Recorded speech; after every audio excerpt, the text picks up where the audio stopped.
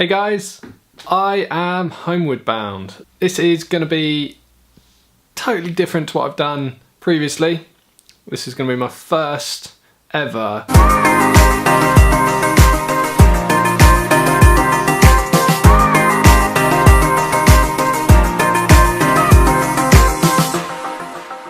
as I can't travel in a minute and I need to stay within my office area. Then I thought what I'd do is give you guys the best bits, or my best bits at least, of some of the places that I've travelled to. So I'm going to do sort of a combination video, I'm going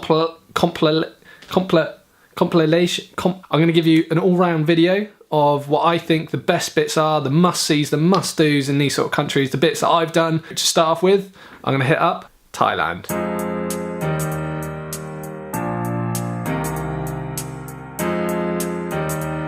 Firstly, all of my footage was shot on a GoPro because I went last year, not this year. You've got to go to Thailand. Southeast Asia is one of the cheapest places to go traveling, and it is one of my most highly recommended places to go. The beauty, the absolute beauty of these places. Depending on what you want to do, whether or not you want the nightlife, culture, chill out on a beach because you work 9 till 5 every single day and you need that relaxing atmosphere. Southeast Asia is the place to go. £5 to £10 a night in like a semi-decent hotel. Whereas you stay in Europe, it's not going to be £10. So, and food you can eat for a couple of quid and you're full.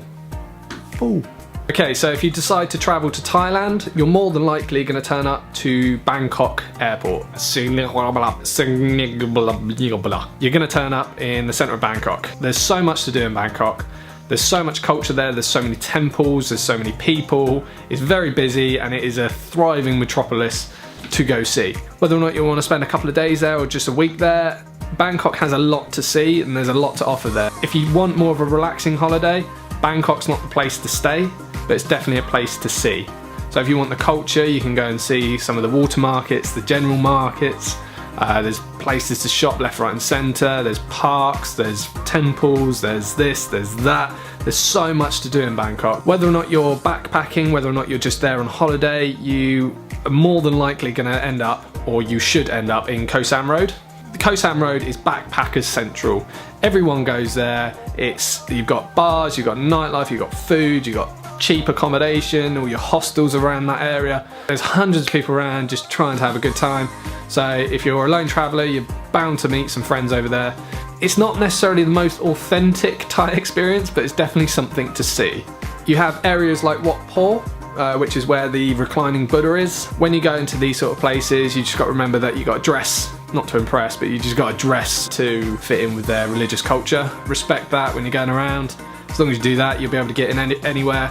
It's fairly cheap to get into these sort of places. You're looking at like £1. If not, it's free or a donation. In certain cafes, you can get some push bikes free of charge just to go around the city for as long as you want. Getting around the city is the easiest thing ever. Grab a tuk-tuk, or you can catch an Uber. Yes, you can get Ubers all across Thailand, or you can get a Grab. Okay, so once you've done Bangkok, or you've arrived in Bangkok and you're thinking, no, I want to explore Thailand, where do you go? Do you go north? Do you go south? Do you go east? I'm going to start with going north. I haven't done it yet. Jess highlighted the best places to go is Chiang Mai, right up there in the jungle. Chiang Mai has a elephant sanctuary. You pay to stay there and do chores for the elephants to sort of help her along, but there's dogs there, there's monkeys there. It's a really, really good all-round experience. One thing to note, elephant trekking, don't do it. If you want an experience with an elephant, go to an elephant sanctuary where you can actually go there to feed them, to bathe them, to look after them rather than make them work. Just don't support those businesses. As I haven't done Chiang Mai, I'm not going to go around that area too much. I know a few people that have done it and it's definitely one of their highlights. Now, one of my highlights of my whole Thailand experience was the islands. They are stunning. Each one has their own little, you know, that moment where you're just, look at where I am. Easiest one to get to is Koh Samui. That is because it has an airport, but because of that, it is the busiest. There are areas in Koh Samui where it's all about partying. So if that's your sort of thing, if you are a bit more reserved and you want a bit more peace, then Koh Samui probably isn't the best island for you. But definitely go there, definitely go to see it. Stay on one of the resorts on the outside because there's some beautiful scenery. And rent yourself a moped. The other 2 islands that I recommend are Koh Phangan and Koh Tao. Koh Tao is where everyone goes to get their paddy course. Koh Tao it's got like a little sub-island just off the side of it, sort of like the Isle of Wight, but much nicer, called Koh Nang Yun, where you can go to get some photo opportunities, sort of like a day trip over there. I did my paddy, but I did it in Koh Phangan. Reefers Dive Resort is where we did our paddy scuba diving course. Got the t-shirt. It's actually a vest. It cost us about 150 to 200 pounds. I can't remember exactly, it was 2 years ago. When we went, the clarity of the water wasn't great because of the time of year we went. But if you go out throughout the summer, they have whale sharks there. Definitely go see some of the islands over here. You can go to the west coast, where it's a lot more about the full moon party.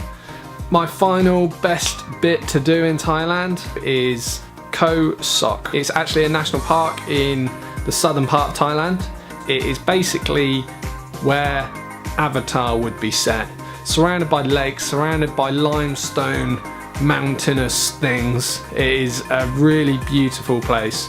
You can go whitewater rafting, tubing, you can get boats out to the big lakes in the centre, you can stay on floating villages. It is a breathtaking place and a definite must-see. Thailand has a lot to go and see, and it is definitely one of those sort of places you just need to get to and explore, whether or not you go for 2 weeks, whether or not you go for a month. If you've enjoyed this video, give us a thumbs up. If you've got any comments, drop them down below and I'll get back to you with any advice or whatever you want to know about Thailand. I'm going to do some more of these sort of travelling best bits advice sort of videos. Until the next one, guys, Travel Tuesday is over.